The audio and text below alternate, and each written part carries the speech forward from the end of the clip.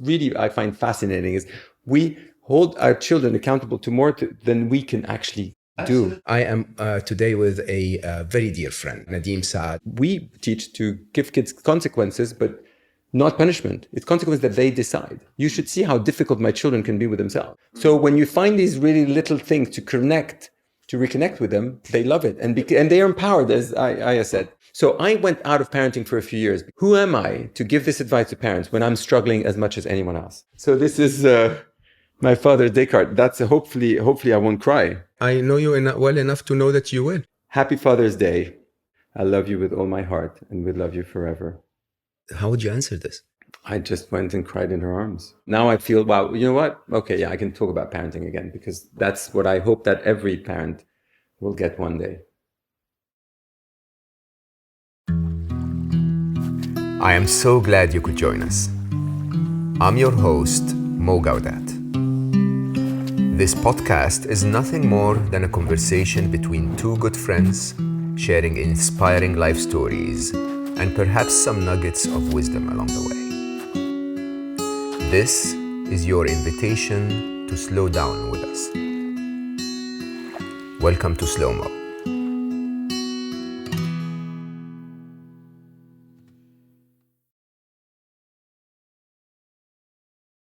Hello. Welcome back to Slo Mo. I am once again in Farm Girl in South Kensington in London. As I say every time, they are not sponsoring me, but they make such good coffee and they're really nice people. And so I asked them if I can host my podcast here. And there we are. Today, I also have with me my wonderful daughter, Aya, who is manning the cameras, womaning the cameras. And for an artist like Aya to just come and help me with my shots is actually really kind and it's wonderful. And today we're going to be talking about parenting. So what an appropriate setup. I also spilled a bit of coffee on my t-shirt. So hence Aya is wearing my black t-shirt today. And I'm wearing Aya's t-shirt, which is by one of her friends, an amazing brand. Always do what you should do, which actually is, this t-shirt is for charity. So what the proceeds of this go to kids in Brazil. So again, very appropriate for me to have spilled that coffee.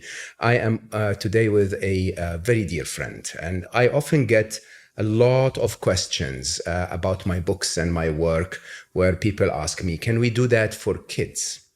And my answer is normally that I'm actually good with happiness. I don't know. I feel that kids are a big responsibility for me. I haven't found the language and the angles, if you want. I'm working on a few little stories for kids, hopefully for the end of the year.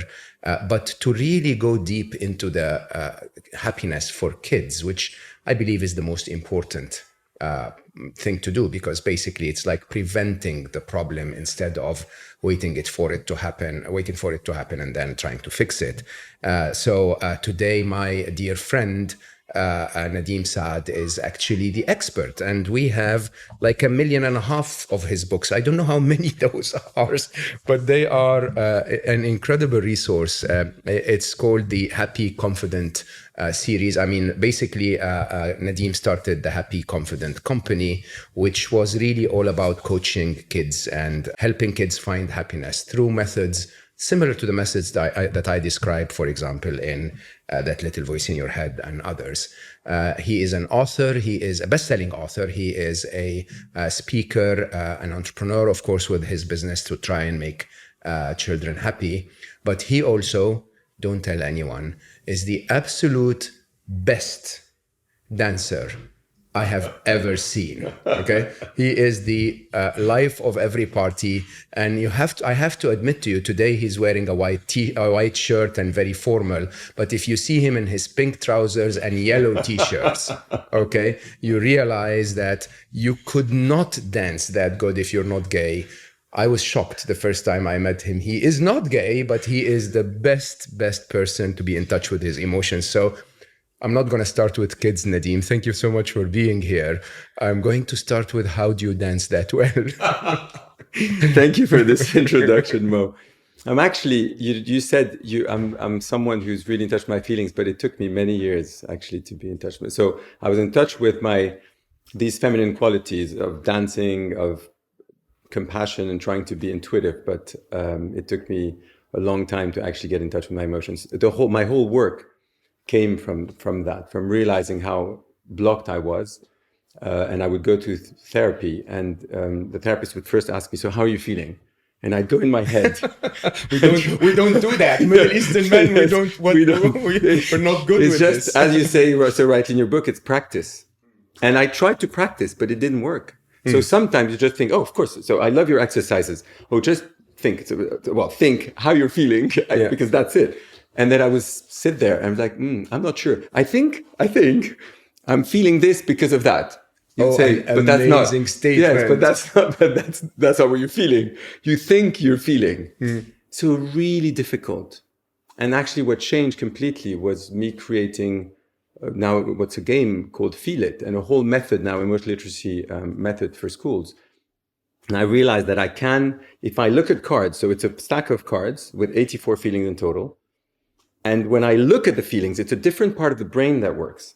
And I'm not thinking about it anymore. I'm actually just thinking, oh, wow, yes, I'm feeling a bit of this and a bit of that. And as you say so rightly in the little voice in your head, it's so many different things. And so the exercise that we do with children, but also with adults, is try and then go from all of these to maximum 3, so you can feel more in control. And then we teach them to go from what you're feeling to what you want to feel. And by just doing this, there starts to be a shift in the emotion. So I actually learned that I needed to practice this, and I needed to actually create the resources for this, create the resources for my kids and for myself. So a lot of the things that I created for kids were actually ultimately the result of trying to fix more than a decade, more than a decade of personal development, looking at everything, reading so many books, and actually thinking, how can this be applying to kids? And we now have a method that's been developed in schools, and the results are so amazing. And hold on. I'm going very fast. Are you trying to escape my original question? How are you such a good dancer? I didn't figure that one out. I've been asked many times, when is the time that you clicked in dancing? So what you were not always... No. I remember one thing. My mom took me in Cannes to see Alden Ailey, who are incredible. They're an incredible dance company. And that really was my first, I was about 10. That was my first real connection with dance that I remember. And then we saw flamenco together and things like that. She loved dance.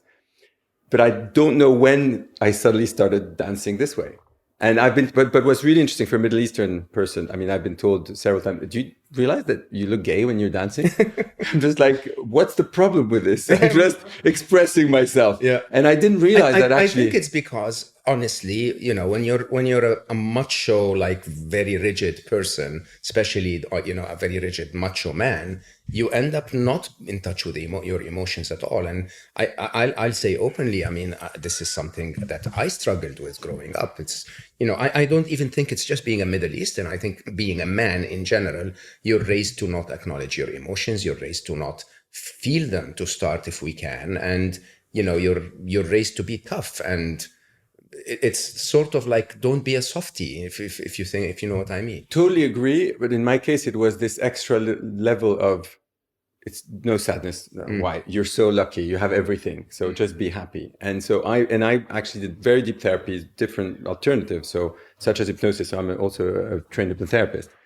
And I went into these moments where I actually realized that I did not want to feel sad or not be happy because my father didn't give me attention and I wasn't happy. And therefore it was a subconscious decision, but I relived it of just being happy.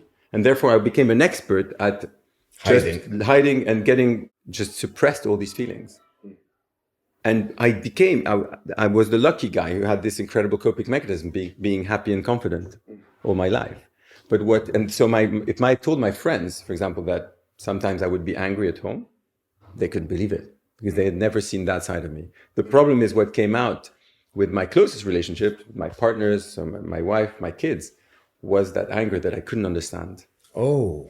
And so being happy and confident all the time but sometimes suddenly being angry. Outbursts. And the conflict was okay. But for me, conflict was normal because it was part of my upbringing.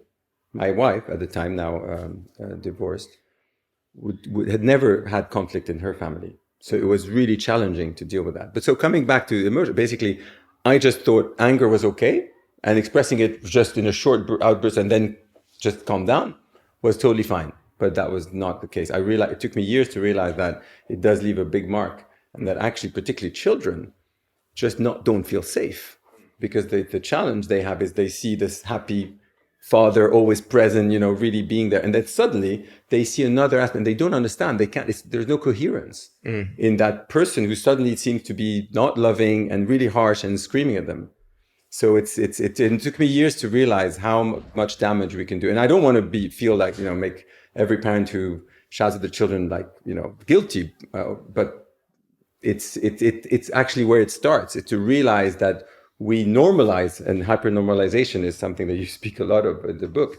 We hypernormalize that it's okay to shout at our kids. In the end, it's normal, because it's normal to get a short fuse and sometimes be stressed, and therefore. But the problem is, ideally, we shouldn't do it. And when we do it, the most important thing of all is reconnection. Do you think the majority of kids grow up to be told not to express their emotions? Well, that's the hypernormalization, actually, because we're uncomfortable because of our previous, our past, basically, as being parented ourselves, and the discomfort around emotions that already existed. We were told that, we distract kids. We just tell them either, it's going to be okay, and we save them from the emotion, or we tell them, come on, man up, it's okay, it's not that bad. We rarely, of course, now it's changing, thankfully, and that's what we're trying to do with all our, we work with families and schools, is to actually allow the feelings so that children actually learn to experience the frustration, experience the discomfort, and learn how to better regulate this rather than suppress them. Because if they constantly suppress them, one, it takes some of your brain power away. By just suppression actually removes your cognitive ability. And then, as we know, it actually comes back and bites you in other ways. It's much better to feel them, understand them, label them. You probably know the name it to tame it. Mm-hmm. So it actually, when you name the feeling, it reduces in its intensity in the brain. And therefore we feel more in control and more capable of regulating the feeling. So that's what we teach kids and parents, so that we really bring this to the system and we make all feelings okay. But obviously it's how you express them that's important. That's what you can't express anger with hurting others, etc., hurting yourself. You just learn to regulate it and identify the strong feeling before it becomes a problem, and to actually express it in a different way. To express a respectful boundary. For example, I'm feeling super angry right now. I'm about to shout. Maybe it's better as a parent. It's better if I remove myself from this situation, because I'm about to really lose it. And that's so much more effective, actually, and so much more powerful. And it doesn't get kids into fight or flight and make them even more difficult for them to do as they are told, because that's the biggest one of the challenges. Is we often make it more difficult for our kids to do what they're told, because, for example, when we shout, as we know, we put them in fight or flight, so they're not connected to their prefrontal cortex, and therefore they can't actually react the way we want them to. They can't stop crying if we're telling them to shout at them, stop crying. I mean, my theory has always been that we're born happy and then we mess it up, right? Or our parents mess it up for us. Is that true in your view? So I think it's a great part true, but at the same time, we are bound to be unhappy. And actually, what's important is how we deal. We all have to develop a frustration muscle, a disappointment muscle. If we're not taught actually just to experience the frustration, disappointment, then we don't know how to deal with it. That's the problem we have at universities right now. A lot of people are going, they're not resilient enough to go to be outside of their home, because we didn't teach them enough. There's too much helicopter parenting, for example, so that we don't teach them to actually go through disappointment. And it's a muscle, as we know, it's all practice. So we have to go through disappointment, through unpleasant feelings, and feel them, and then learn to actually convert them. So although we're happy, as I agree that our default state is happiness, we're bound to have things that life throws at us, so many challenges. So it's about how we actually deal with these, and we learn how to deal with this from an early age, so that we express them better, and then they're not they don't hurt us as much. So the idea is, being overprotective. I don't know if our listeners will hear this, but there is a screaming child outside since we started recording. I don't know if people will hear it, but I'm like constantly saying, why is that child screaming so much? Well, that I cannot be in that child's mind. However, it is very probable that this comes from the reaction of the parents to the child screaming. Because actually, what should they do when the child screams? Well, acknowledge that, wow, you're having a really tough time. So first of all, and then automatically the child is feel more listened to, and then find strategies, so name the feeling, for example. Oh, so you must be super disappointed, or you're very frustrated or angry, or whatever they may be feeling. And actually, you don't have to get it right, because you teach the kids to actually help you find what's happening to them. That's already puts them in a better situation. And then you help them think, so what could we do differently? So you reconnect them with their frontal cortex from the fight or flight, and losing it, they're completely in the brain, their limbic brain. You help them reconnect with their prefrontal cortex and decide, oh, actually, I can probably do something different. So for example, you can ask them choices. So when they hurt themselves, you can say, oh, are you really hurting a lot, or medium, or just a little? And then suddenly you see them, actually just a little. And then this can stand up and it's amazing. I mean, I've tried this it's fascinating how many small techniques we can, teach children and parents, and it can completely change their lives. That's why I got into parenting, because I realized that there were so many things I didn't know. Initially, my reaction was, oh, please, because my wife at the time, we disagreed on how to parent. I was more authoritarian, quite Middle Eastern. Yeah. Her parents were quite authoritarian, but she decided to do the opposite. So because she didn't like the way she was parented, subconsciously, actually, not so consciously. And therefore she decided that she was going to be she decided subconsciously she was just more permissive. And so we constantly disagreed. And that's normal, because I remember that. Actually, I had that in my life too. Well, that's pretty normal, because 75% of couples actually you tend to disagree on how to parent. And more than 50% of disagreements are around discipline, how to discipline the kids. Interesting. So I remember vividly, all I wanted was when Aya woke up, remember Aya, and said, I don't want to go to school. Basically, I just wanted her to go to school. Nibel was like, okay, babe, it's fine if you don't want to go to school. And then you have a disagreement, because like, one second, but it's important for her to go to school. If you teach her that not going to school is okay, she's going to do this more often. We go into that thinking, and that's where, it's a constant battle. And that's where, at that point of my life, I thought that there's no parenting science, and therefore there are so many books out there that will say the opposite. So I would ask my wife, hey, give me just an executive summary, but show me it works first. She's the boss eventually, right? Actually, no, that's the problem. I did not. That's actually what really created a lot of struggle. I didn't agree with it, because actually often she was a Montessori teacher originally, and I saw her do things that she wouldn't recommend other parents to do. Because obviously, when the emotional aspect of parent comes in, I see that. They do different things. So therefore, we were in constant struggle. Thankfully, I did this. So first she became a parenting coach, and she started giving just to make you to really realize. Well, 1 second, this is not working. I'm a Montessori teacher, but I'm actually not managing to deal with my private life in the best way possible. So I'm going to look for something. What was amazing is she actually taught me so much, because she started using techniques that would work for me, that were kind and firm. So it was setting boundaries. It was basically a lot of the best education is you put very clear boundaries, but you have a lot of freedom, a lot of autonomy. And so she applied several techniques that worked for me. She started giving parenting courses from home. So I started to participate and share all the great things we would do at home. And then I did a big, the Hoffman process is kind of this 1 week intensive therapy where you think about the legacy of your parents and what you want to keep or not keep. Interesting. And I realized that I thought I was so independent and from my parents, and I went there and I was just like, oh my God, I have double whammy. So I have a huge saboteur, big inner judge. And it comes because both my parents were hypercritical. So a lot of the things were basically double whammy from both my parents. And then I was like, oh my God. So all of these things that I didn't realize that I got from my parents, how is it possible that we don't know this? So I decided to make it my mission to go out there and actually teach parents that all of this is things that we get from our parents and actually that we can do differently. can we really, Nadim? I sort of, if you think about one thing that could fix our world, it would be that parents need a license before they start driving, right?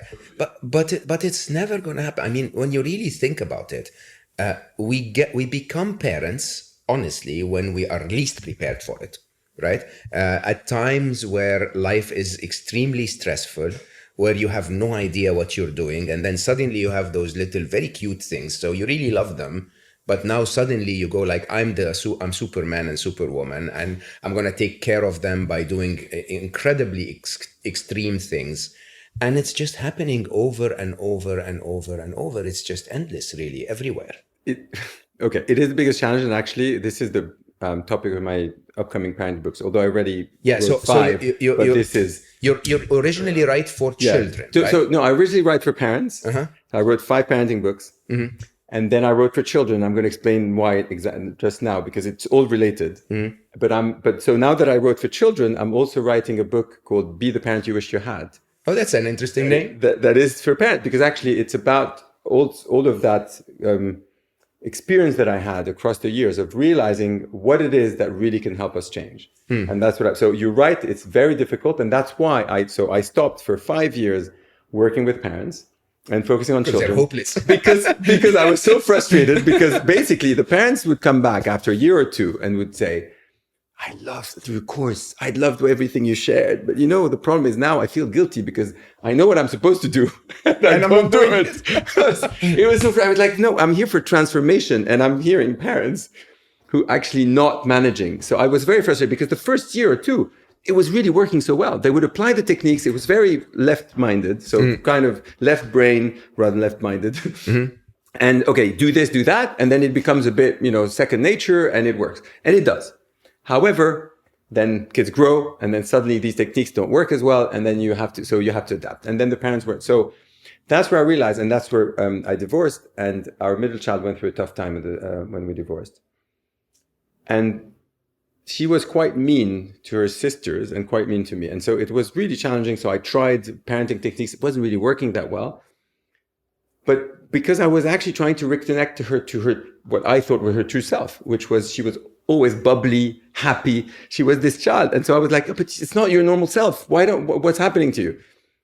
And thankfully, as a parent, I realized that it was not working and I wasn't doing the right thing. So I actually coached her.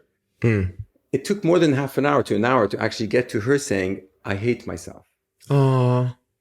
And just imagine, for a parenting coach who basically, I'm supposed to know what I'm doing. And it was, I was distraught, and it's so hard for any parent. But I took it as a, wake-up call, because I checked with her school and they had noticed nothing. She was totally normal at school. She was her bubbly self. And I realized, oh my God, if I wasn't a parenting coach and I didn't get this from her, this information, I would probably just got into this negative cycle of probably, punishing her, although I didn't believe in punishment already, because as a parenting coach, more in consequences. But still, it would have been a negative cycle. And so thankfully, I had these tools. And that's where I realized, oh my God, we so need to give these tools to kids. We so need to give the kids the tools of self-expression, of safety, of expressing themselves and getting to know it. So it's developing metacognition, emotional intelligence, and mindfulness. And that's what I set out to do. So I created this whole program. I started with workshop in different schools.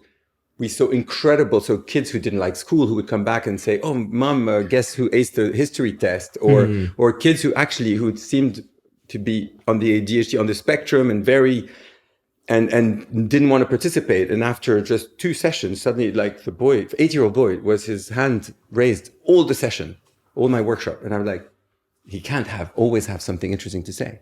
But every time he'd actually speak, although he seemed to be a bit distracted, he just had the most, I would literally say, oh my God, hallelujah. I was literally saying to this 8-year-old child.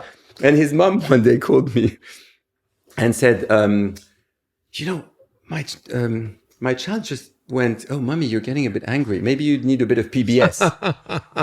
And so she said, and PBS, I asked him, what is PBS? He said, pause, breathe, and smile. So he was teaching her the techniques. that we were teaching. So that's what I realized is actually, if we can teach the whole system, it's a systemic change we need. So we can't teach only the parents or only the kids or only go through schools, and the teachers also need to know this. It's actually about working with the system as a whole, so that parents are motivated because they see their kids doing things differently and learning things like neuroplasticity, interoception, so the feeling our feelings, mirror neurons, a lot of things that you talk about. Basically, we're teaching kids from age 7, 8, all of these, what we call the 10 powers, life skills, basically. And that is transformative. You see the kids in bringing this at home, and therefore then the parents, it becomes part of the language in school and in the family, and it just transformed the whole thing. So that's working. Okay, so 10 powers. We have time, right? Can we go through? Okay, let's go to the 10 powers. Totally, because actually, in my book, Be the Parents You Wish You Had, I actually teach these 10 powers to parents as well. Because what I realized, actually, so more than a decade of personal development, learning all of these different techniques, I actually then put them for kids. But I realized that the parents also need them. So my therapist told me, can I use this for training my therapist? He's a top therapist. And he said, I'm training therapists. Can I use the book? I'm talking about the book for kids. Okay. the Happy Comfort Me Life Skills Journal. Yeah. Can I actually use this to train therapists? I just thought that was the best. I was like, thank you. I'm so honored. It's not just so honored. It basically proves that we're all kids eventually. Yeah. Actually, I'm going to get into the 10 powers, and Be the Parent You Wish You Had is actually, as I was explaining, is first, be the parent you wish you had to your inner child. To yourself. To yourself. Because actually we all have an inner child. That's such a biggie. And when we manage to have self-compassion, self-care, and most importantly, to reconnect the different parts of ourselves that we don't like so much, and we're not in resistance to these parts that we don't like, everything changes, and we become the parent we wish we had to ourselves, and then we can so rewind. It takes a bit of work and practice, but it's so much easier than to become the parent you wish we had to our kids. And they just feel the difference. And I'm feeling this for the first time with my kids. So are you saying we're bad parents because we're unhappy children? I say it's very difficult to be a parent if you haven't dealt with your inner work. It's very difficult, very difficult. And that's what's beautiful about parenting, or about becoming a parent. It's the first time we actually really realize we have responsibility. And therefore we want to do better, particularly the first years of when you have young children. We feel that we have an innocent life in our hands, and therefore we want to make an effort. But often we don't have the tools. We don't know what to do. And so we end up parenting by default. Or we think, like I used to think, there's no science out there of parenting. But what I realized, as I started my research in parenting, is that it's the same science of leadership. So because I came from a leadership background, MBA, etc., I was reading the science of parenting. I was like, well, this is leadership. This is the same thing, but applied to kids. It's actually about motivating, about leading by example. It's about communicating effectively, two-way communication. It's about vision and strategy. It's all of the things that actually we learn as leaders, not management, real leadership. So I love Eisenhower's definition of leadership. He says, leadership is the act of getting others to do what you want because they want to do it.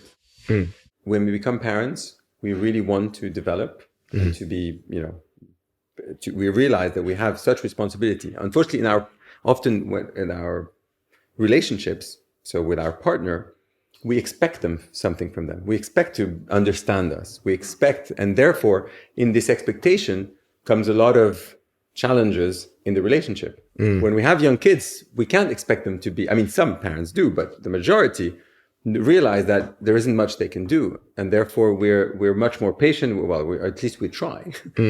And it gives us this willingness to try and be better human beings, to improve. Yeah, but I don't, what gets me is that you're the second person that says this on Slo Mo. I hosted Zoe, my very, very dear friend, who was in the first 100 episodes or so. And she spoke about, she's the one that started Motherkind, if you know the site.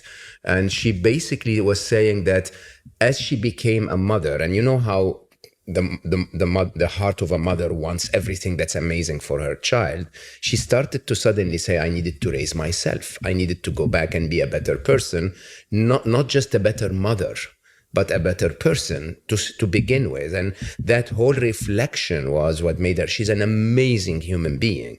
If you guys haven't heard her episode, please go back and we'll put it in the show notes which one it is. But she basically to reflect on your own self, to meditate again, to connect to yourself, to see what issues have been the residual issues from your childhood, and then use that to become a better person and accordingly a better parent is a very big responsibility. Absolutely. And it takes more time than I would have expected, because I wanted to be better, but I did not know. And as I said, I didn't realize that there was really a science of parenting, that there are things that are very clear that we can do better. Yeah. And that's what I set out initially to write about.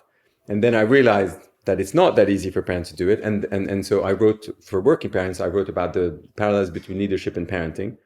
And that worked quite well. When I'd go to corporates like Google, actually, I spoke several times at Google. And it was so well received because they could understand that language of, oh yeah, of course, we tried to do this at work. Of course, we should do it at home. So that whole idea of leadership once again. Yes, exactly. And it was great because actually you also remind them of what it is to be a good leader, because it was basically based on all the key principles of leadership. But then I started working with children because I thought it has to be systemic. And that's what we try to teach kids. So from an early age is first use feelings as a gateway for self-expression, for it to feel safe, for self-expression and for connection. So from the year of 2-3 years old, we actually have a program called Feel It, with Feel It time, where and actually I loved your episode with Owen O'Kane, because he talks about the 10 minutes a day. We're very much believers in 10 minutes a day of atomic habits, short things, particularly because when we worked with schools, what I used to do my workshop, it was an hour a week. They said, we don't have an hour a week. So I was restricted by all schools who said, we can't give you an hour a week. Although we believe sounds so great. That's crazy. It is crazy. Because you give my child an hour of geography a week because geography matters more than happiness. I mean, this sort of infuriates me, really. Yeah, the thing is, thankfully, we found an alternative, because I agree. It was very frustrating. The thing is, they have a curriculum to follow. And there is something called PSHE, for example, in the UK. And there are times to speak about these things, but often the programs are not really geared.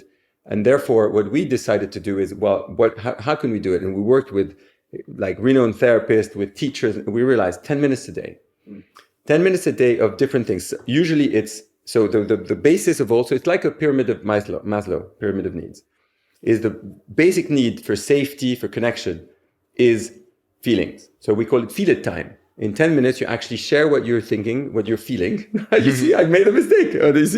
And you first share what you feel. And that is a gateway to share,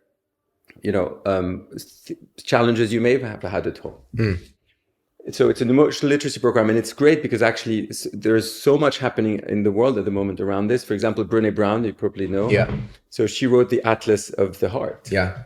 And what's great is we were clearly working in parallel on this, because she released her Atlas of the Heart, and we had released just prior to that our 84 feelings with the emotional literacy program, with more than 250 activities to teach kids as early as 2 and all the way to, so from 2 years of age to 11 years of age, all these feelings and how to better express them, how to better regulate them.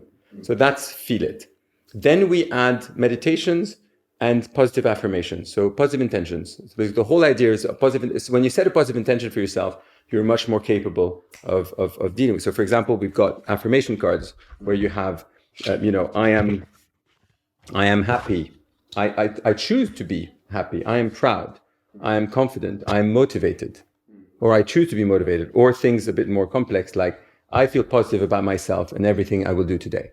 So you set a positive intention for the day. So we often do it as a game. You just choose a card. What's your for the day? Okay, I'm not taking this one. You're not taking this one? I feel very skeptic now. No, I'm sharing my emotion. I celebrate my achievements. Oh man, no matter how small. That's such an interesting card for me. I celebrate my achievements no matter how small. Yeah, it's very powerful. The child in Mo never stops. Just keeps going, one amazing book, success, and there you go. You could have taken this for me too. Yeah, exactly. Yeah. And so we set positive intention, mindfulness, and these meditations are actually about guided meditations that bring kids to a relaxed state of real focus. We could call it flow, but I know flow is a bit different because flow is that, but it's real between relaxed and not too excited and really pleasant, satisfied. And then they're really ready for learning. Then we bring from 6 years of age, we bring journals. So our gratitude journals. So rewire positive your brain through 3 top things of the day. So the 3 blessings of positive psychology applied for kids. And then a whole page of self-reflection. So they often start by just drawing when they're smaller, but very quickly we see the kids actually starting to write about their day. And so there was an incident, for example, in school where the head teacher brought 3 kids together and they all said, "Oh, can we get our journals?" And they spoke from their journals because that was the time where actually they reflected and they remembered the action, what happened, the incident, and what made them unhappy. And they spoke from their journal because it was a really precious moment for them. And they knew that they had put it in there. So that's journaling and self-reflection from age 6. Then from age 7, 8, we actually then teach the 10 powers, the 10 life skills. And the 10 powers that everyone should have is first the power of introspection. So it's self-awareness, realize what we like, what we don't like, what our needs are, what bothers us, so that we can actually express, so we better know ourselves, so we can better communicate with others.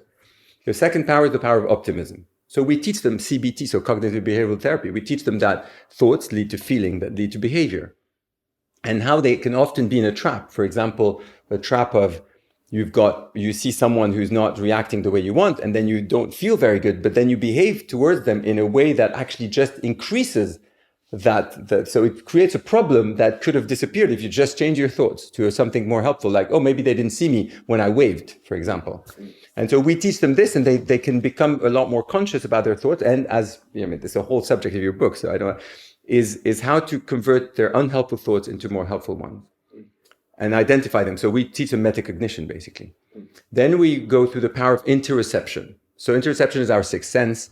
It's the sense, so our ability to feel sensations in our body. So hold on, what's the first? Introspection is the first, so self-awareness. So you're aware of your yourself. Awareness of yourself. Yeah. And interoception is actually still awareness of yourself, but of your body-mind connection. It's actually it's very much feeling using your vagus nerve to feel, what's in the different sensations. And you speak very well about this in your book, is how important it is to feel, to understand, this, not everyone has the same emotional signatures, as you call them, but the majority we do. And so learning these early on and being a detective, we teach them to be a detective of their emotions, detective of their thoughts. Just imagine how much the prefrontal cortex grows by doing this early on, instead of waiting till 24, because it's in development until 24. We teach them this early on. And the power of interoception is so powerful because it makes them realize that they are much more in control of their feelings. They can better regulate them. Because they feel them, and they feel them before they flip their lid. We teach them what flipping your lid is, how you go into fight or flight. And actually you end up, so we actually have and we do this as a video program too. So we just filmed it actually, and it's coming out in September. It's going to be free for schools, where we filmed it with a famous celeb, basically presenter called Emma Willis in the UK. And we'll present these 10 powers in video format. Alongside, we have testimonials from kids who actually share how they struggle in life and also how they use these powers in their daily lives. So third is power of interoception, and it helps really kids be much more in control of their emotions, or regulate them better rather than control them. The fourth is power of mindset, and we teach them about neuroplasticity. We teach them that actually their brain is not set, and therefore it's not true that they can't do something. They can do anything, they just can't do it yet.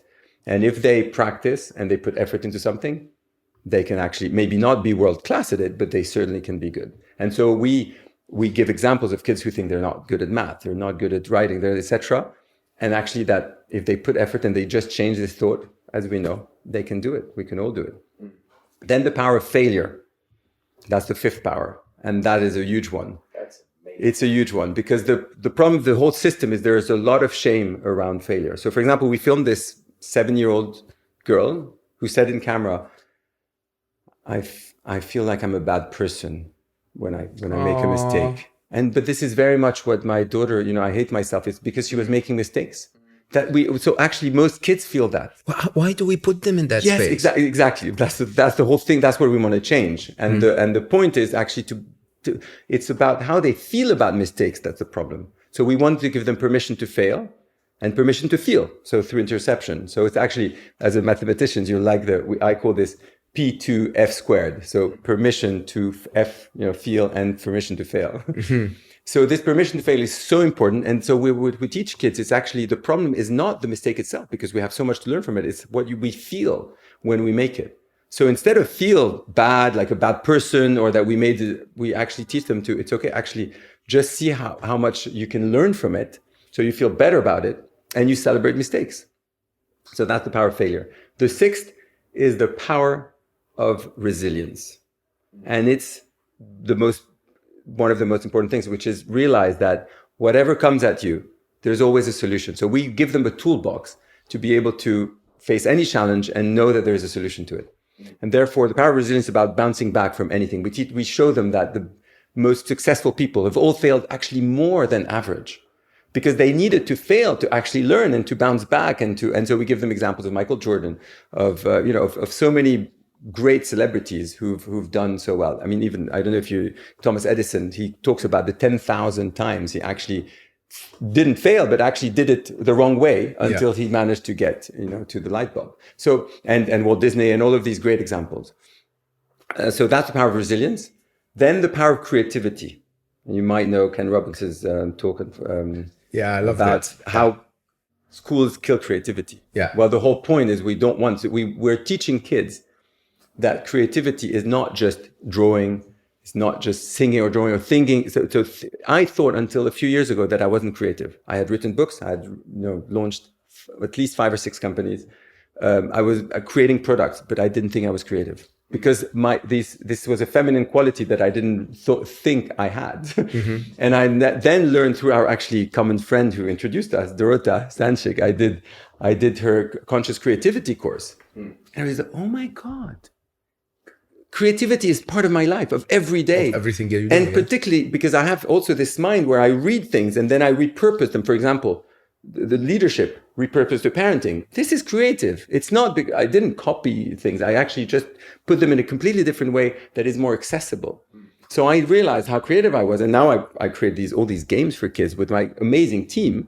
But obviously it's a lot about the vision. And so it's teaching kids that even thinking about a problem in a different way is being creative. I have to tell you openly, of my entire childhood, I remember so I was a serious bookworm, and I think the book that I remember most in my life was a book that was called Cracking Creativity, which was a book that I found in a secondhand store. I was just hunting for books everywhere, and I read in Arabic and in English, and I think I was 11 or something. And this was a book for adults, and I just read that book and it flipped my life upside down. How creativity is actually something that is welcome, that you can break the rules, that you can fail, and what do creative people do? And it just completely flipped my world upside down. And I think as I grew older and I started to work at Google, and I ran a big part of Google X for a long time, which is all about innovation and creativity. My entire argument was, you're born creative. And then we just switch that off and tell you, don't do that anymore. I think unfortunately, school does kill somewhat creativity, but it's not because we're removing it. What's happening is kids early on interpret, I'm either creative or I'm good at maths, or I'm good at, so unfortunately there's this like black and white, this polarity, and it's not true at all. As you say, actually in your books, being a mathematician can be super creative. But that's not what we learn in the system. We need to bring more creativity in the system, and realization that creativity is it's actually what's going to do, the skill that's going to save us from AI that you know so well. And but we keep going back to the system. I think that's the challenge. Yeah. So the teacher that's standing in front of the kids and wanting them to behave in a certain way, it's not because that teacher is doesn't want them to be creative. It's because the system is telling him behave in a certain way, get scores in a certain way, and so on and so forth. And so I want to come back to this. We have 2 more powers to go, right? So let's cover the 2 more powers and then go back to the system, if that's okay. Sure, absolutely. I think Yeah. I would love to talk about the system. Yeah. So 3 more powers. Oh yes, 3 more. I apologize. My math skills.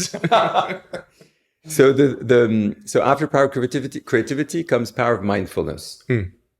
And that's about teaching kids the power of now. I mean, Beautiful. and the fact, obviously, that it's all about how we see events and our perception of events that actually makes our reality. So and we teach them obviously how to relax, different meditation techniques and mindfulness, and that's incredibly helpful from a young age, because obviously if they manage to do it, then it becomes part of their lives. Then the power of compassion. I love that. And that's kindness and empathy, and teach them that actually to make the world a better place, if you can be kind, there's a kindness ripple effect. As you're kind to others, it creates serotonin, oxytocin. Others release that too. You feel better, they feel better. And why not? I mean, why not have a better world by just being kinder and having empathy? And we teach them about mirror neurons and the fact that actually, because we have empathy as kids, and what we tend to do is shut it off. So because it's a natural thing, actually we're connected as a world. And you talk about Jill Boyle Taylor's, beautiful TED talk about the left brain and the right brain. And if you actually switch off the left brain and you stay more in your right brain, you're going to have so much more compassion, feel much more connected to others. So we teach kids to try and also be in that state of more being. So that's the power of compassion. And the final one, which brings all of it together, is the power of acceptance. It's the realization that we are unique as human beings, and other people are unique, and we might think differently, but we have to accept ourselves first. So self-acceptance, and also accept others for their uniqueness. And that brings, and the unique part of ourselves, that's a huge part, is actually our strength and weaknesses, and embrace all of these. Because if we don't, we're in opposition. And as we know, if you're in opposition, you're not managing to transform. So we really, it's essentially a self-development course for humans. For humans, exactly. So in an interesting way, none of what you're talking about here. I'll say this in a different way. If I was asked of all of the bad things I've done as a parent and all of the good things that I've done as a parent, I think the best thing I've ever done is I always dealt with Ali and Aya as adults. Right? I never really positioned them as, you're cookie little kiddies, you don't know anything. I always dealt with them as my teachers, really, right? Like they knew things I didn't know. I knew things they didn't know. And I think your entire work is sort of saying, look, this is a relationship between two humans. One of them is a little smaller. But they're human. They need to know mindfulness. They need to know acceptance. They need to have compassion. And you're basically saying, treat them like you would want to treat yourself. Teach them what you would want to teach yourself. Indeed, and teach them that actually it all starts with them and being connected with themselves and this self-awareness of what their needs are, so they can, once they know themselves better, then they can better connect with others. So what we call it core intelligence. So what we develop, this mindfulness, metacognition, and emotional intelligence, we call it core intelligence. Is the core of understanding basically what the higher self and our embodied wisdom, so that we can better connect with ourselves and better connect with others. And so this is what we basically teach it to families and to schools. And that's how we think the system will completely change, because it brings that basic psychology to the whole system that we all need, including to teachers. Because teachers also, when I go and present in schools and they actually learn about this, it's like, oh wow, we need this first. We also need to be in touch with to convert our negative thoughts. So this whole system changes by being, and so that's what we're trying to create, a self-healing, nourishing system where kids themselves support each other. So what we're launching, and actually it's very close to, we have so many collaborations to do, because we're launching the Happy Confident Movement. And the Happy Confident Movement is about these 10 minutes a day to transform, but also about making sure that older kids, for example, help younger kids, because the 12-year-olds will look up to the 14-year-olds. The 14-year-olds will look up to the 16-year-olds. So we've got all these testimonials from kids of different ages talking about how they struggled and how they actually sought support, how they actually got better at different things. And the younger kids just love this. We're also implementing best practices in schools of buddy systems and mentoring systems. So the 11-year-olds will help the 7, 8-year-olds. So instead of the 7-year-olds thinking, oh, I have to go to an adult, I'm not sure, I don't feel safe, they'll go to their buddies, their mentor, And so it creates an incredible connection and a self-nourishing system that just really transforms schools. We're talking a matter of 2 or 3 weeks, and the whole school sees a huge impact, even if they were already doing a lot of well-being strategies.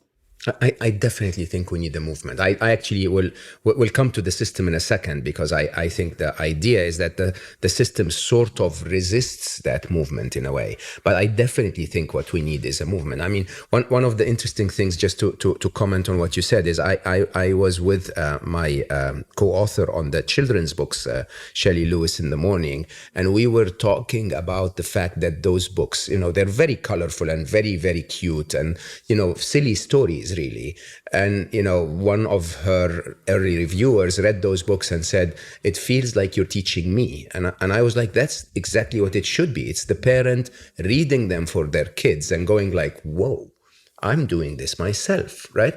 And it seems to me that when we talk about the system, it's that entire system of all of us grown-ups that are messing up, right? Where that's the grown-ups that are the parents, the teachers, whether it's the grown-ups that are the government, the education system. There seems to be a lot of, I don't want to call it conspiracy, but it almost feels like everyone is just trying to say, what can we do to make those kids messed up? I mean, I both agree and think that it's obviously a harsh way to see the system, because what I see in the system is that we're all trying to do our best in every moment with the knowledge we have and the training we have. See, he's so much nicer than I am. But the reality is, unfortunately, we don't have this psychology in the system. So that's what we're trying to bring from an early age, but also to parents, is basic psychology. If teachers, for example, I mean, my big nemesis is the history program, talking about, because the history program you talk about mega normalization. Yeah. This is the best. It's basically, we're taught from an early age that the world was created through wars, led by men, and women stayed at home, except for the Vikings. Actually, the women were on the boats. They were helping out. But other than that, basically, that's how the world was created. And from age 9, 10, even earlier, you learn that millions of people died in the First World War. And then a second, and you can't make any sense of this as a child. Wow. So I never saw that. Actually, it's so clear. It's just, we're basically reproducing patriarchy. We're reproducing what, wars is normal, violence is normal, and just, but stop. Mm-hmm. There's simple things we can do to stop this. So that's one of the things, is reproducing, how the system reproduces it. So although we're trying, I must say, I mean, although the pandemic was terrible, and particularly for mental health of children and of everyone's mental health, but there's one good thing that came out of it, is that now we know that mental health is a must-have, not a nice-to-have. And therefore, finally, schools are opening up and asking us, please, what can we do? And particularly when you have results in a few weeks, just, of course, it's a no-brainer. And that's thankfully, so there is this willingness. The problem is, as you say, the system is different to change, which is why 10 minutes a day is the key. Because if they're told, oh my God, you have to change the curriculum and you change your whole curriculum, because I must say, I started with that thinking, oh, maybe I want to change the whole curriculum. No way. Good luck. You want to say good luck. You want to start small, and then it becomes a self-fulfilling prophecy of positive cycle where things change gradually. So I actually promised to my daughter when she was 8, I will change the history program before I die. So that's another chapter. We'll talk about this in maybe 10 years. But right now, just the system's changing by bringing these life skills and making feelings okay, safety. It's actually, so if we can find safety somewhere, the problem is, safety, connection.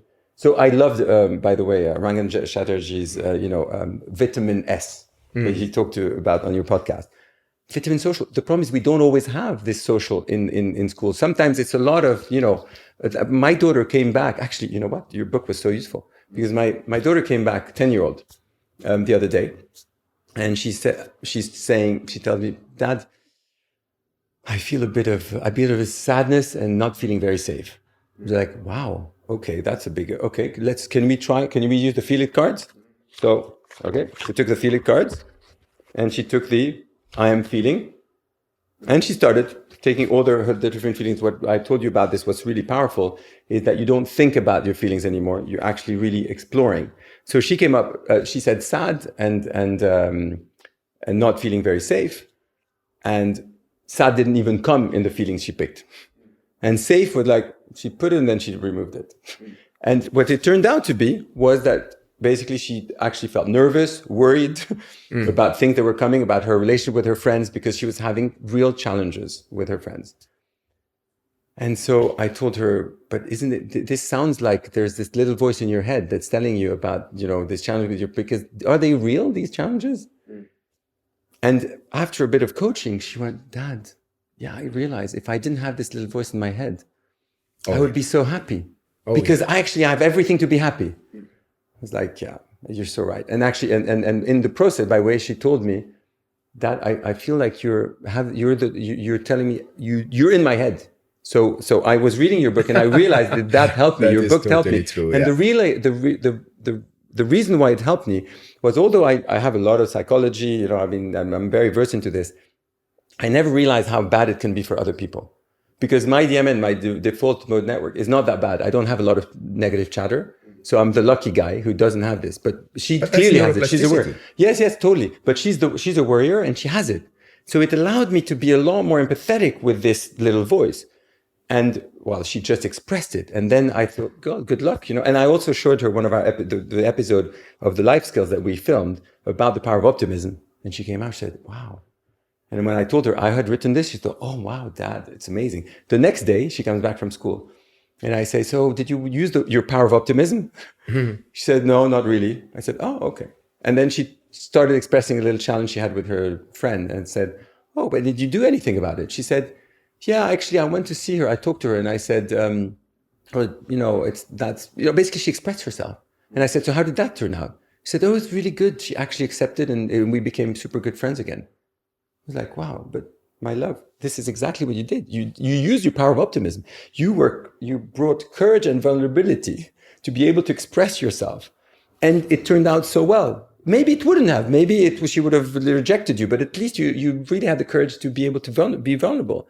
That's what we want to bring in the system. We want basically kids to be able to have this social interaction and convert these challenges into moments of connection and learning. And that's what we need to bring more into schools. And that's what the program does. Because otherwise, otherwise it's a lot of, you know, there's a lot of tension. There's a lot of competition.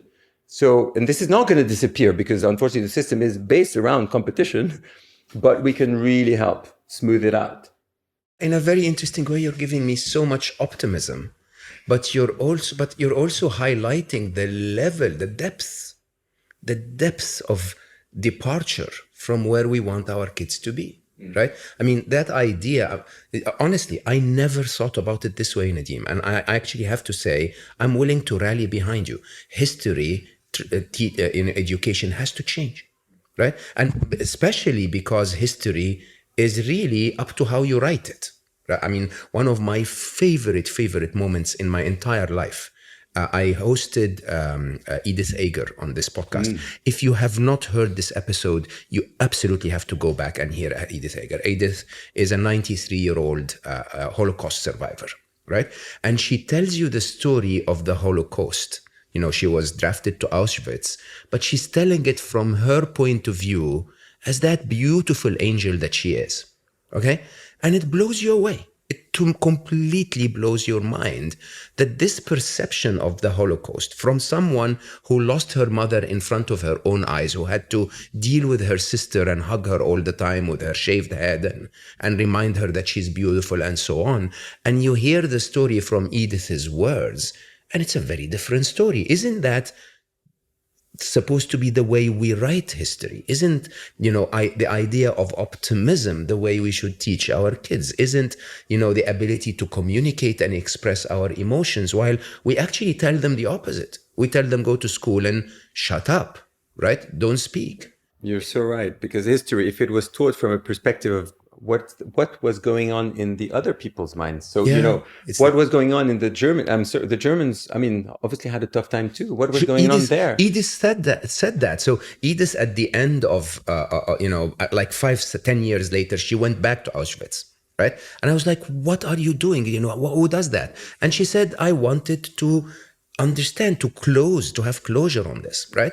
And then she said, I realized that if I was born German, and they, told me in my mind, like, this little girl, now, today Germany and tomorrow the world, I would have rallied behind them too. And that beautiful moment of empathy and connection and compassion to the soldiers, she basically, at a point in time, goes like, they suffered more than me. I suffered physically, and now I am free. They're the ones that I'm like, amazing. You just described the power of acceptance. This is exactly what the power of acceptance is. Is actually being able to realize that they're also, someone else, compassion and acceptance, which is two very linked. But you see, it saddens me. I mean, I will say, let's you and I start I'll rally behind you. I'll leave everything that I do and just change history by changing history books, right? But the idea is as parents, we need to make that our priority. We need to start telling our children that there was this meme going around. I don't know if you've seen it. It's shocking. This little child who, is on a TV interview in America, and she asks him, what do you want to do? And he goes like, I want to kill people. And it's really shocking. I want to kill people. And she asks him why. And he says, it's very, very cool. It's like what I see on TV. Right. And we have to find a way to disrupt that. It's just... Yeah, I mean, absolutely. And the thing is, so that's the history. But when you bring more kindness and empathy and compassion, and acceptance in the system, you're already changing that. Absolutely. Because even without, before changing the history program, it's one step at a time. That's what I believe in, is really and movement is very important, because people have to rally, feel that, and so when you tell them 10 minutes a day, oh yeah, actually we could do that. and bring self-nourishing system, and actually getting older children to help younger children, amazing. And that's what it's completely free. Every school in the world should have this, because then it empowers the older kids, and it really helps the younger kids. And it's a self-nourishing system, self-healing system. And another topic I'm really big on, which is a whole chapter in my book, is being versus becoming. So I love how you go, it's be, learn, do. But the biggest problem in the system is how much it's geared towards becoming. So being is the more right brain. Becoming is really okay, I've got a goal and I have to. And everything is about becoming. If you think about it, we're just constantly told. So that's why we feel as human beings that we're not good enough. Because we're constantly said, there's always something else you're supposed to do to be this better person. And so of course we're not being, we're not feeling. So my biggest challenge is, the happy, confident me that I was basically, and then I created a whole brand around it, was I didn't actually, although I was so confident outwardly, wasn't actually had so much self-worth internally. Because a lot of my feminine qualities, I did not respect at all. Because they were not part of my culture. They were not acknowledged by my parents. Certainly not my father or my uncle. And therefore, that's what I learned, is actually to acknowledge, to accept, to not accept, but actually to be proud of these more right brain qualities and how I can bring them and actually have this really great balance, this yin and yang. And so this being and becoming. And what tends to happen as parents is we're constantly telling our children how we want them to become. And therefore, we kind of don't make them feel that they're really allowed to be, and that they're not just allowed, but that they're loved for who they are, just for who they are today, just right now. They feel they have to become all of these different things to really be loved. And therefore, and actually if I may, I'm sorry, I'm going to use, if what fucks up the world is basically all these alpha males. Yes, you may, by the way. Is these alpha males who actually wanted to feel loved, who still want to feel loved. The problem is they don't know how to feel love because vulnerability is not an option. Therefore, it's intellectual superiority that they use to feel love, to feel respect. The closest to love is being appreciated through their intellectual superiority. Oh yeah, you wrote books and you did this, you're amazing. The problem is everyone's competing for intellectual superiority. And then you just end up with a messed up world where everyone's competing instead of being loved for who they are. They're just doing and trying to be other people that actually in putting a mask. But then how does a parent strike that balance? Because you do want your child to become. right? I mean, in an interesting way, my mom, I love you, mom. She always used to tell me, if you didn't score an A in school, you're gonna end up being a garbage collector.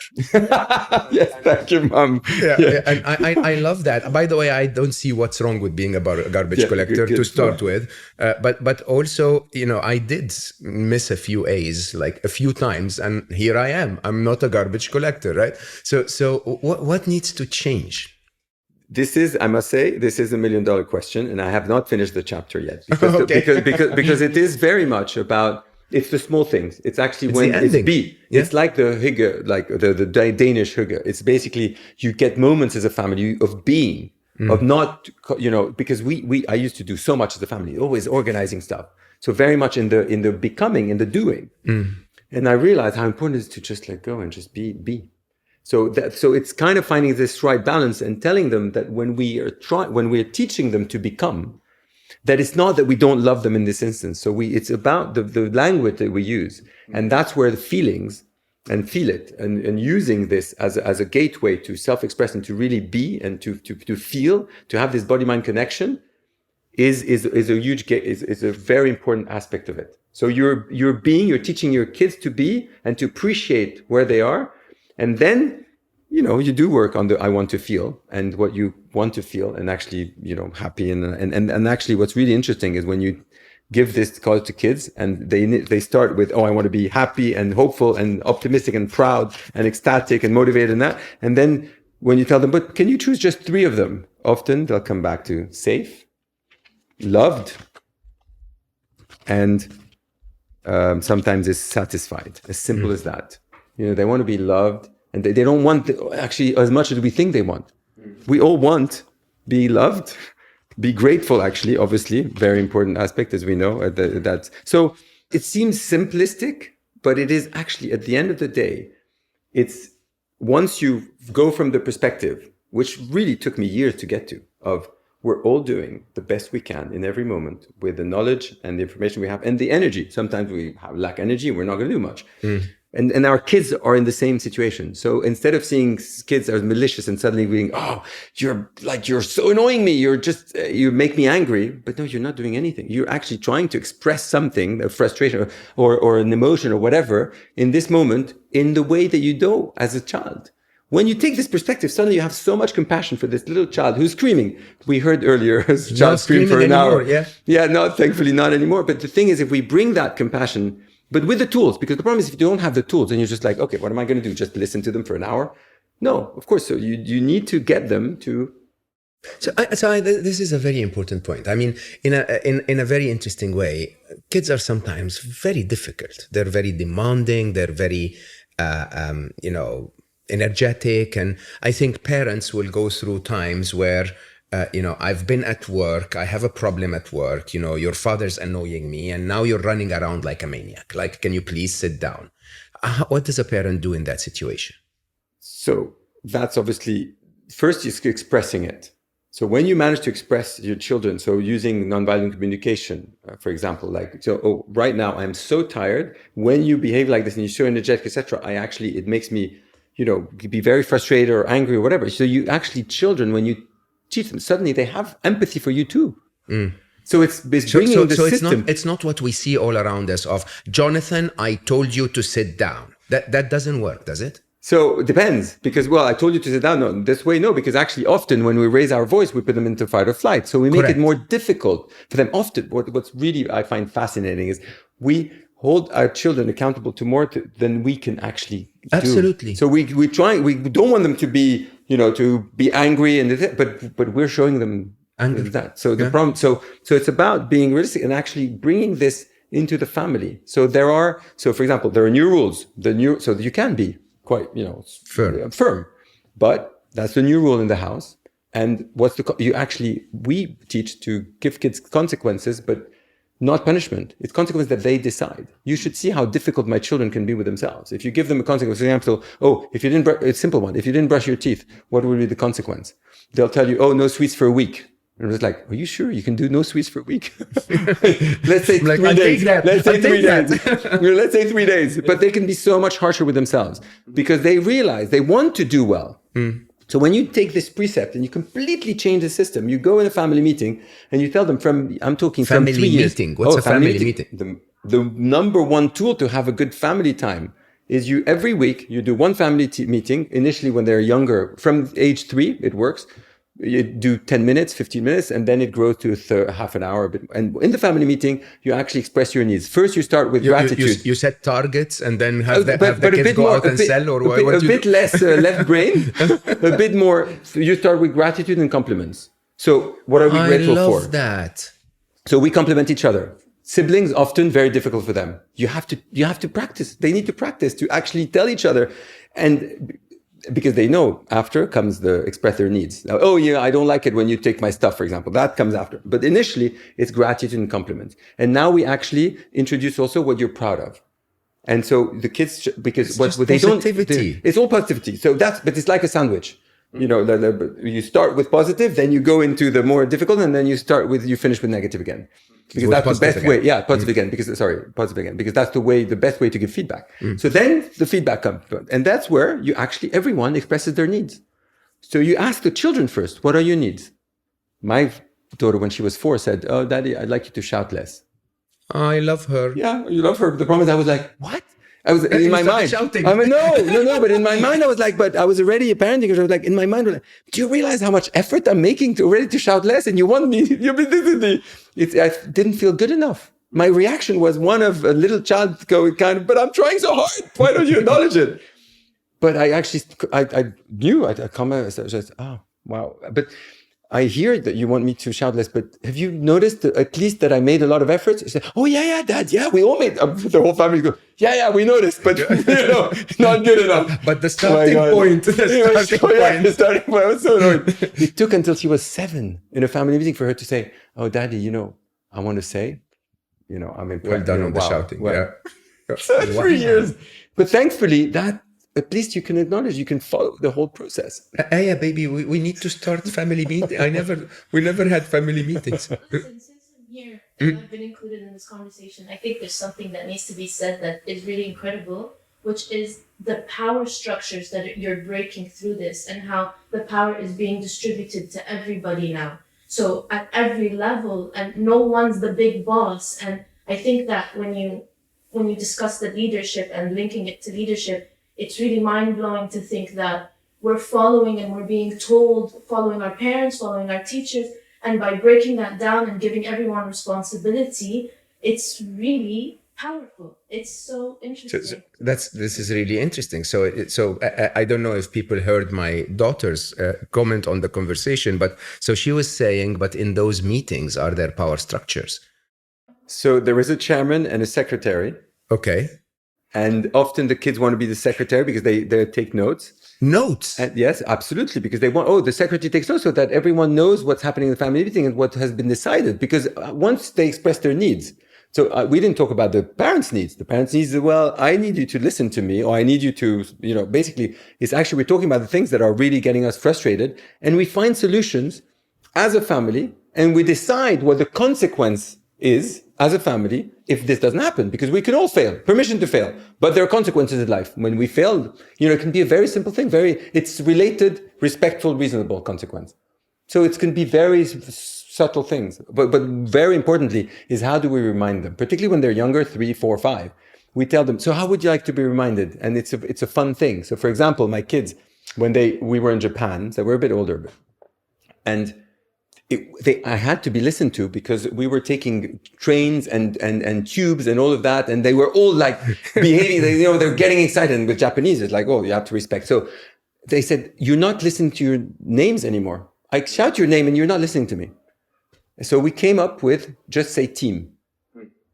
I would be like noisy train coming. So I'd say team. Boom. They'd all be yes, Daddy. Which is great, but I'm don't ask why they wouldn't hear their names anymore. Yeah. But that's what they just start shutting us off. So when you find these really little things to reconnect with them, they love it. And they are empowered, as I said. They feel empowered. It's all about, that's what leadership is. You're empowered because you've also decided, you've participated in the decision, and you know that it's best for you. So no kid thinks that, a lot of kids think that we're just imposing on them and they hate it. as soon as they participate in realizing, well, actually, that's good for me. So, okay, I want that, but okay, what does it comes with consequences, etc. But here's what I choose. Would you ever let the child be the chairman of the meeting? I love, great. Thank you for the question. Absolutely. When they're old enough, they can be the chairman and they can actually say, the chairman, the only role is make sure that everyone has speaking time and that it's not all, well, actually not just the parent. Yeah. Just taking, so totally, yeah. Kids honestly, Aya is always the chairman of my life. Like I've not, she's shaking her head and saying, yes, it is true. Great. I see it today with the setup. I did see that. Although there is still the power. It's something clear about it. But so it is absolutely about empowering, distributing power. However, it's not about being friends with kids. It's not about, well, unless obviously when they grow up and they're beyond you. But it's really about keeping still the respect and the realization that actually we know because, and that's, so I went out of parenting for a few years because I used to have the struggle of tweens and teens. And I thought, who am I to give this advice to parents when I'm struggling as much as anyone else? And not think I see the good benefits of every techniques I use, but it's hard. And it's only recently. So I received the most incredible Father's Day card from my 15-year-old. I wept. I cried for I just couldn't believe what she wrote. I didn't even imagine. I was so hoping that one day she would write it, because for a couple of years, she didn't write cards to me. She just thought, wow, I'm really failed. I failed as a dad. So I didn't feel that I could give advice to others. And now oh my God. So I went to cry in her arms, actually. And she cried with me. Oh, do you want me to read the... I mean, if you don't mind. Really? No, I don't. Actually, it's the most beautiful thing I've ever... It's short. Yeah, really? Yeah. Okay, wow. I don't know if you... So this is my Father's Day card. That's hopefully I won't cry. It's not too long. I know you well enough to know that you will. Well, and actually, this is something I want to talk about and the connection with the purpose. But so, okay. Happy Father's Day. I love you so much. You bring adventure, excitement, and joy in our lives. You allow us to fulfill our desires and guide us to conquer our dreams and fears. You are such an incredible father and person. You bring light and a party to any room you walk into. That's true. You bring love and wisdom to everyone you touch. We might fight from time to time, but who doesn't? You teach me so many things about myself. We were meant for each other, and I couldn't be more happy with the person that the world has paired me with. Happy Father's Day to the dad who's put so much effort in to be the best he can be. Happy Father's Day to the dad who's generous, full of energy, and full of life. I love you with all my heart, and will love you forever. Do we have a happy child day? What would you answer that with? Sorry, I'm not in my mind anymore. Sorry, what was the question? I mean, how would you answer this? I just went and cried in her arms, and she just felt so. But that's a child who for several years thought that she was never good enough, and that she was so demanding of herself, and she would never basically reach the level I wanted for her. So it took a lot of work to actually get to this. And now I feel, wow, you know what? Okay, yeah, I can talk about parenting again, because that's what I hope that every parent will get one day. Nadim, so two comments. First of all, every parent wants this. That's the truth. Huh? And I think all of the struggles and all of the fights and all of the tension is because we feel that we're failing at this. And what you're really saying is you have a responsibility as a parent to reparent yourself, to really go through your own challenges, work on them, become the parent that you wish you had. Okay? But become the person that you wish you would have been parented to become. I think that's really key. And I think the idea of, in an interesting way, I hear your work. I've of course gone through every single one of the books that you've given me when we first met. And they're so colorful and bright and kiddish and playful. But in reality, now that I hear you describe them, it feels like you cheat and you basically take like the MBA textbooks and just color, turn them into color books or coloring books, or you take the meditation books of the world and turn them so which I believe is such an interesting way of looking at it. Treat your kids like humans, not like little unskilled things, right, that need your protection and orders. Have meetings with them, teach them what meditation is, teach them what emotions are, teach them what compassion is, and you'll create humans basically as a result of that. I see that you have 1 million books, so I'm almost certain that any parent listening to you now will go and try to find your work. Where should they start? Our website, happyconfident.com, is the best way to start for all things related to children. And then Amazon for the parents' book. And okay. And if I were to close with happiness, if you had one tip to raise a happy child, if you had one tip to be a happy parent, because actually before we go there, I believe that the best way to be the best parent you can be is to appreciate the incredible gift that you've been given.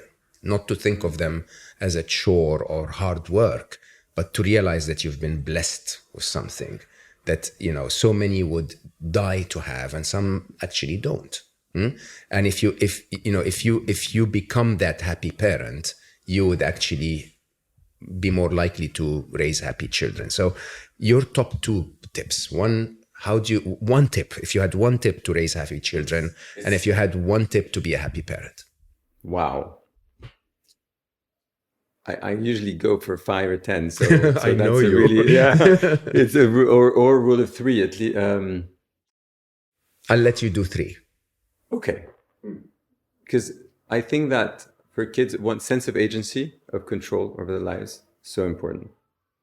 We all need control and sense of agency. So you want to allow the children to feel they have that, and they don't have enough in the system, basically. So change this in the system. The easiest for parents is give limited choices. So things that work for you. Do you want to do this or that? Do you want to leave now or in 5 minutes? Or questions. Just ask questions rather than repeat ourselves all day long, which is, I told you to brush your teeth. Even to a teen, he says like, have you done what you're supposed to do before you go to bed? Then at least most teens will go, oh no, I forgot. And it's totally okay that they forget. But at least they rewire the brain, and in the end, they're going to do it naturally. And they don't shut you off.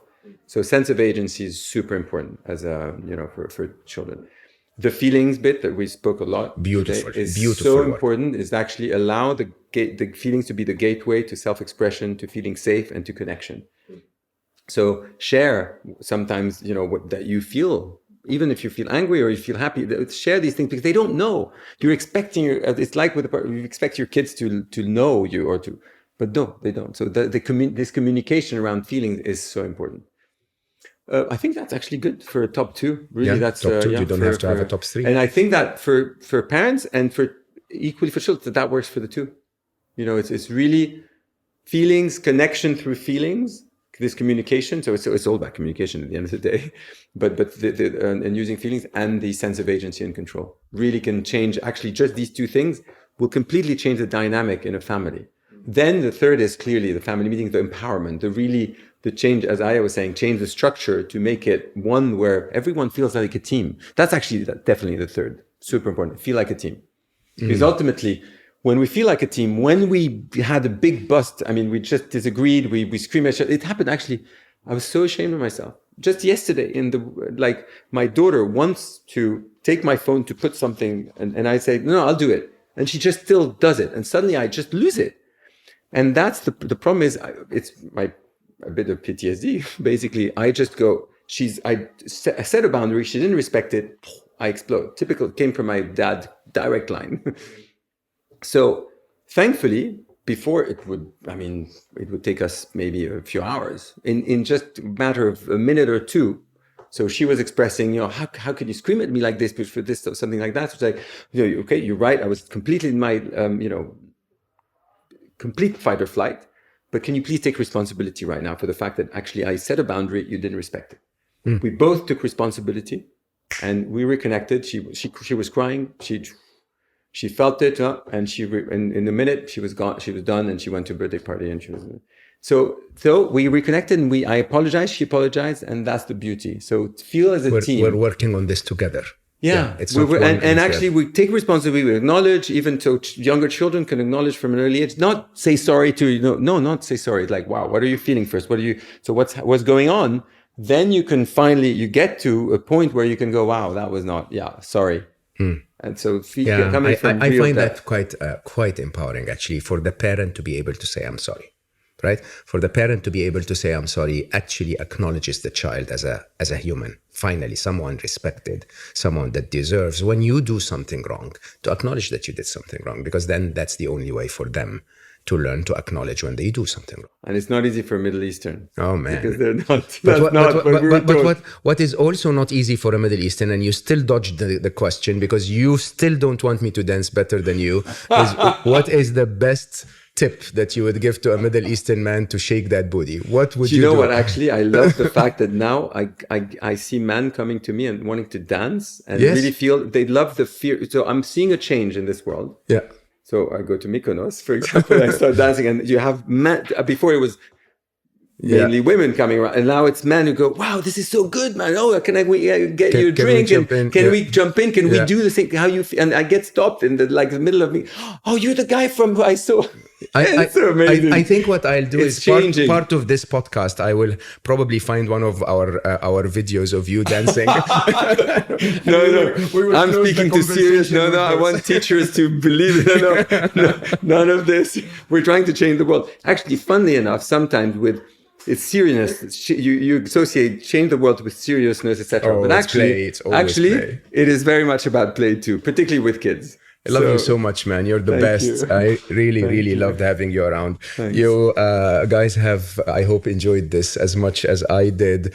Nadim and I do that all the time. It's really weird. And I have to say today, just because we were stuck to talk about it for an hour and a bit, I understood so much more about his methodology and his work. And it's really incredible. If you're looking for, ways for you to make your children happier, to make them complete and human, remember to look at the 10 powers and all of the skills and life, skills and journaling and feeling your emotions and all of the work that we've discussed today. I hope you will actually reach out to happyconfident.com and hopefully raise happier children. And as I always say, it's even though Nadim and I will do this every time I'm in London, it's been such a joy to have him on the show.